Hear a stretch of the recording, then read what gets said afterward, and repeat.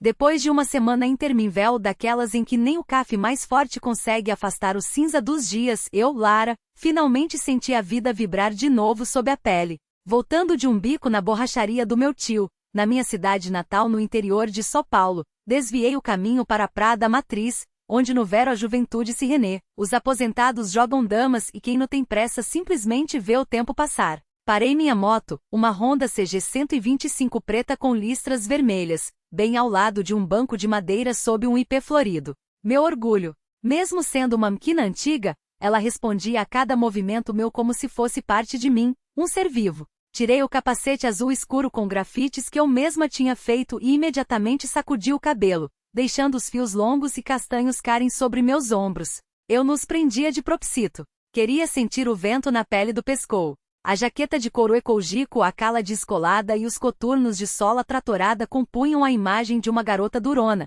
mas que no fundo era essa ternura. Eu gostava de como os homens mais velhos me olhavam, com um respeito contido, uma aproval silenciosa. Eu percebia isso e de repente, como se o roteiro estivesse escrito, ele apareceu. Surgindo de TRS da barraquinha de sorvete, estava ele. Cadu, um ex-colega de classe, um pouco mais forte desde a poça da escola, com uma barba rala por fazer e aquele olhar que sempre me causou um frio na barriga.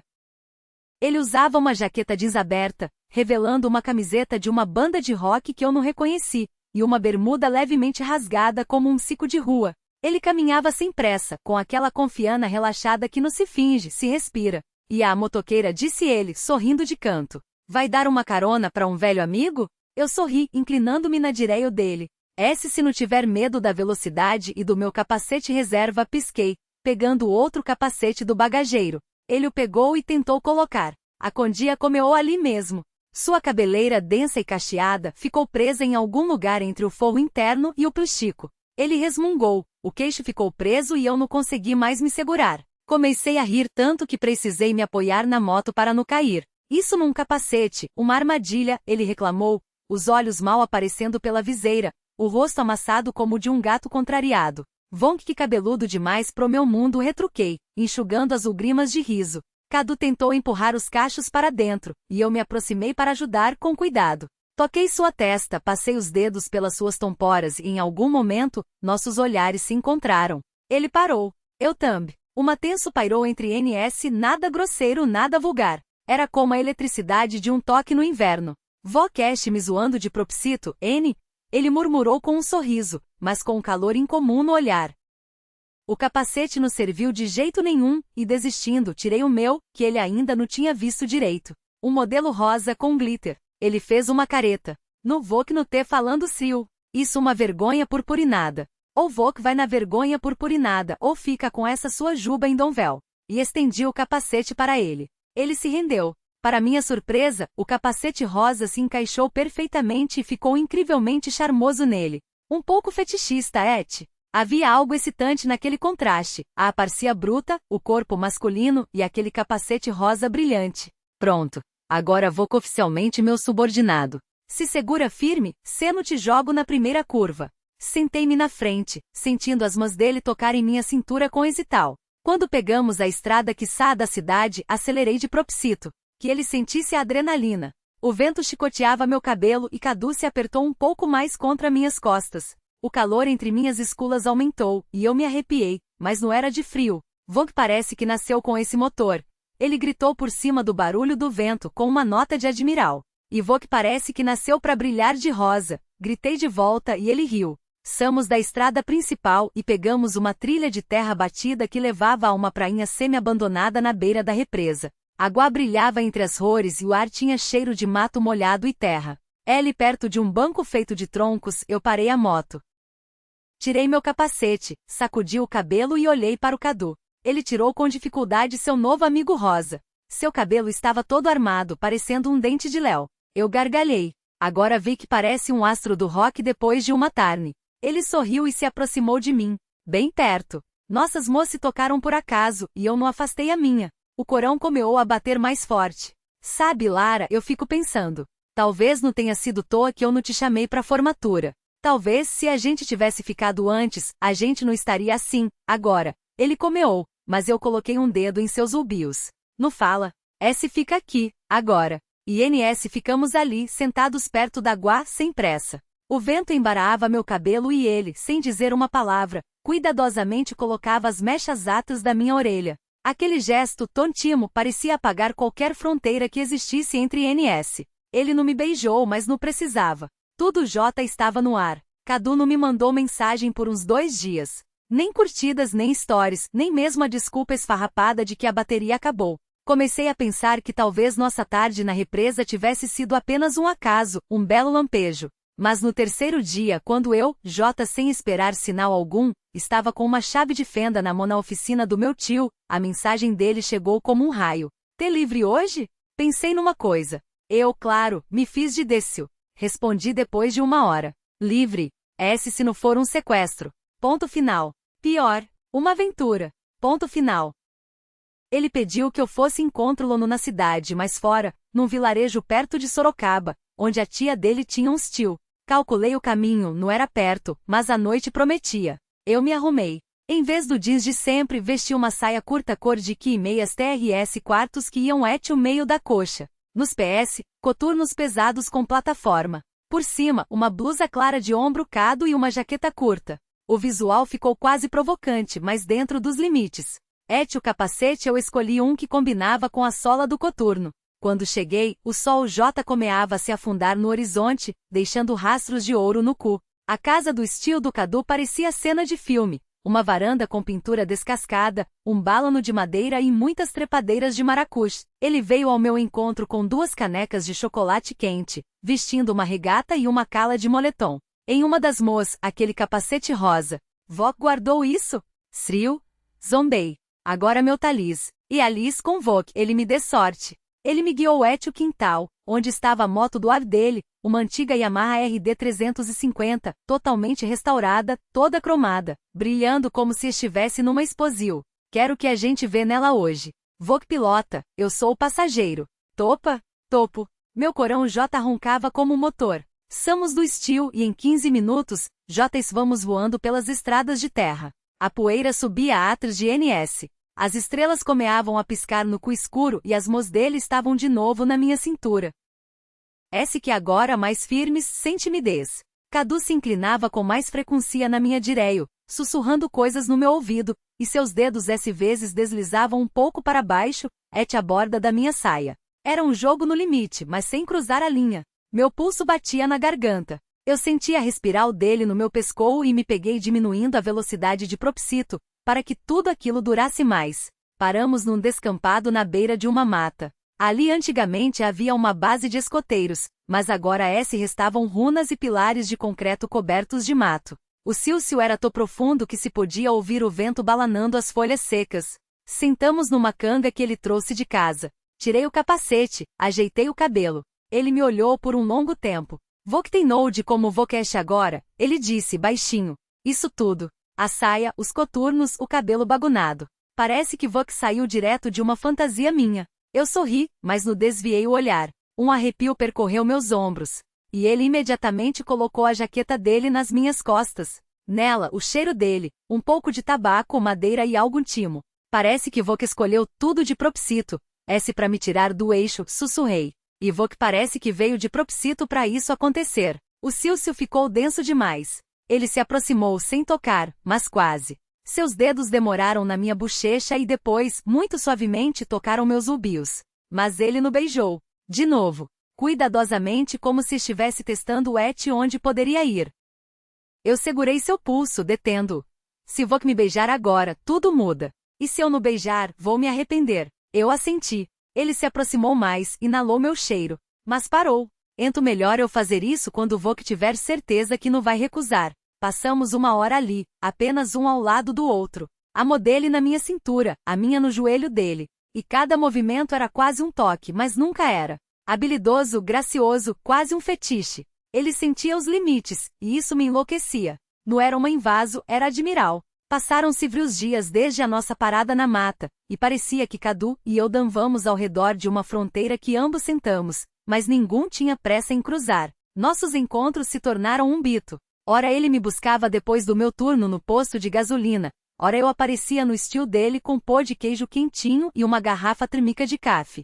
Nada de beijos. Mas meu Deus, como eu queria! Numa noite, ele mandou uma mensagem: esteja pronta para uma noite em movimento. Tem algo mais confortável? Pra cu? Aventura ou conquista? Para ambos. Ponto final. Vesti uma bermuda de ciclista curta, azul escura, uma camisa social oversized por cima do corpo nu, que amarrei com um N na altura da cintura, e tênis de camura macios. Prendi o cabelo num rabo de cavalo alto, e por baixo da camisa, um top fino de renda, que aparecia um pouco com o movimento. Era ousado, mas no vulgar. O equilíbrio delicado que existia entre NS.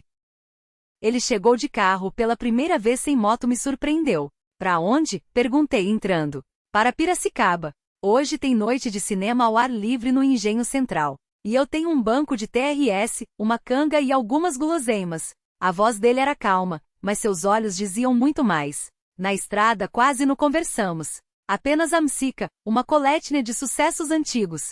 Legião Urbana, Tits, um pouco de Cazuza. A luz dos postes deslizava pelo rosto dele, e eu senti vontade de toquê-lo. Quando chegamos, o lugar J estava cheio de vozes, o som dos alto-falantes e o cheiro de pipoca. Mas Cadu não me levou para o meio do plico. Fomos para um estacionamento pequeno numa colina com vista para o telo. Ele estendeu a canga no banco de TRS. Aqui o nosso camarote. Entramos e eu me acomodei confortavelmente perto da janela. Ele tirou a jaqueta, ficando de camiseta. Senti a modelo tocar meu joelho. Acidentalmente? Acho que não. Assistimos ao filme, mas não me lembro do enredo. Meus pensamentos estavam ocupados com a respiral dele e com o jeito que seus dedos pareciam contornar as linhas da minha perna, sem nunca passar para a grosseria. Na tela, os personagens se beijavam sob a chuva, mas dentro do carro a tempestade era outra.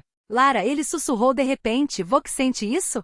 Eu me virei para ele. Nossos rostos estavam na penumbra, mas muito primos. Isso cu? Essa tenso.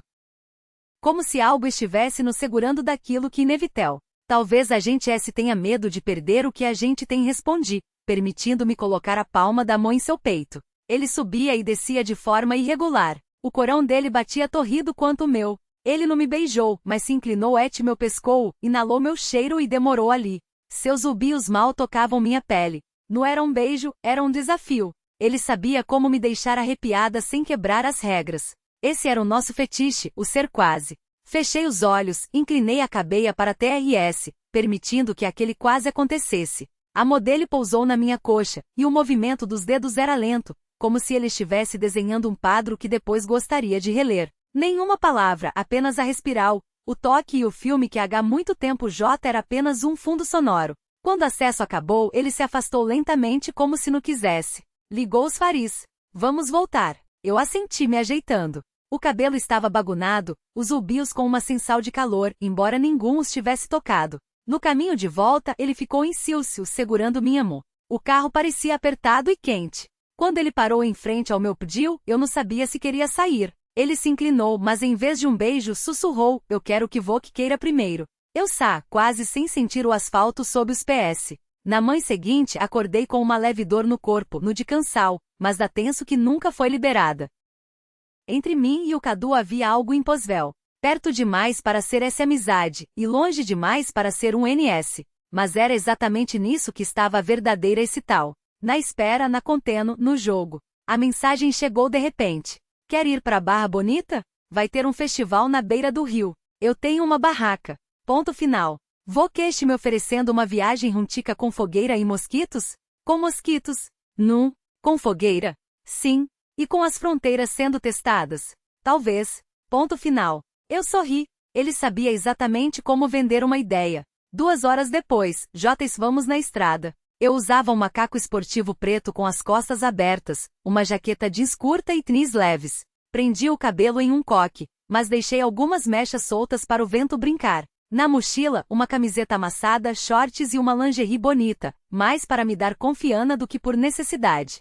Mas o pensamento daquilo me aquecia por dentro. O festival era animado. Pessoas com violes, barracas, risadas, cheiro de espetinho e de rio. Montamos nossa barraca um pouco afastados, debaixo de um salgueiro.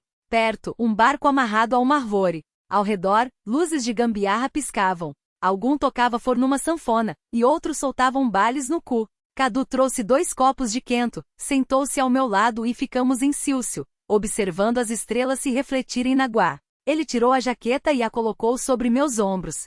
Com Vok eu me sinto seguro e em perigo ao mesmo tempo, ele disse, sem me olhar.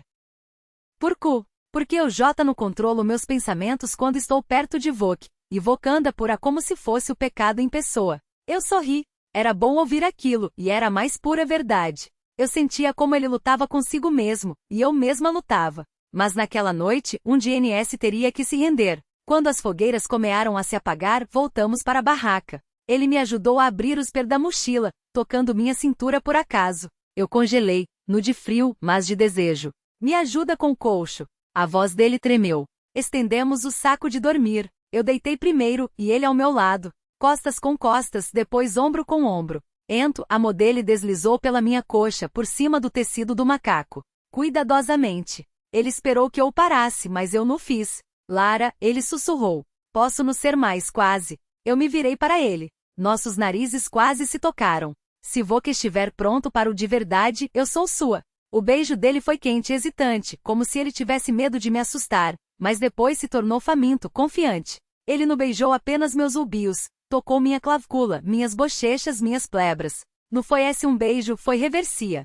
Seus dedos percorreram a linha da minha coxa, levando o jogo um pouco mais longe, mas sem quebrar as regras. Nos provocamos, nos tocamos, quase nos despimos, mas no ultrapassamos. Aquela noite foi um fetiche ertico contínuo. A seminudez a respirar no ouvido, o toque atrás do tecido, a sensal do corpo do outro ao lado, sem a intimidade completa. De mãe, J com o som dos pássaros e uma brisa leve, ele sussurrou. Eu não sabia que era possível ser assim, quase sem nada, mas com tanto calor, porque não foi com qualquer uma, Cadu. Ele adormeceu me abraando por TRS. Fiquei muito tempo olhando para o teto da barraca, sentindo a palma da mão dele na minha cintura. Mas tudo aquilo não podia durar para sempre. De dia, enquanto arrumamos as coisas, uma mensagem chegou no celular dele. Ele se afastou, leu, empalideceu. Tudo bem? Perguntei. Ele levantou os olhos lentamente. Preciso voltar. Urgente. Uma coisa do passado. Não posso explicar. Desculpa. Ele não mentiu, mas também não disse a verdade. Subiu na moto sozinho e partiu. Fiquei parada na poeira com o cheiro da pele dele no meu corpo. Desde aquela mãe na beira do rio, Cadu não respondia. Nem ligais, nem mensagens, nem mesmo duplo tique azul de lido. Eu sentia um vazio zumbindo no peito, e toda noite eu deitava, olhando para o teto, lembrando da respiral dele, das mãos dele nas minhas coxas, daquele fetiche de toques meia-noite que não cruzavam a linha, mas deixavam queimaduras. Uma semana se passou, depois 2. Eu não escrevi. Sou orgulhosa, mas também sou humana. Na terceira semana, uma carta chegou na minha caixa de correio. De papel de verdade sem envelope. Apenas uma folha dobrada ao meio, com um cheiro que eu jamais confundiria. Uma mistura de vento, metal e algo que ele uma vez chamou de meu feronil. Lara, se vou lendo isso, significa que eu finalmente tive coragem. Eu não desapareci por nada. Não morri, não fugi. Eu voltei para o lugar de onde vim, para o passado, e ele se revelou mais pesado do que eu esperava. Eu tenho uma filha. Soube dela recentemente, de uma garota com quem estive antes do êxito. Ela não pediu nada, mas eu não podia virar as costas. Eu não podia e não posso estar com Vok enquanto não fechar essa vida. Mas Lara, nenhuma noite, nenhum toque, nenhum olhar seu foi um jogo. Eu quero voltar, se Vok perdoar, se Vok esperar, se ainda acreditar. Cadu. Reli a carta TRS vezes. Tudo dentro de mim se contraiu. Eu não fui trada, mas fui deixada para TRS. E como dou a saber que não era culpa dele, que ele ainda era o mesmo Cadu honesto, caloroso. Aquele que segurou minha mão na coxa com tanto cuidado, como se segurasse a chave do parazo. Mais 2 meses se passaram. Eu voltei a andar de moto pela Régio, sozinha. Minha moto preta, minhas luvas, meu vento. Mas por dentro, tudo estava mais quieto, como se estivesse esperando. Numa noite, ele estava parado perto do lava-rido. O mesmo capacete rosa nas mãos, um pouco mais magro. O cabelo mais curto, o olhar o mesmo. Aproximei-me e desliguei o motor. Oi, Lara. Não espero desculpas, Cadu. Espero explicais. Eu era necessário para ela. Minha filha. Ela não dizia, mas eu sentia. Agora as coisas estão diferentes.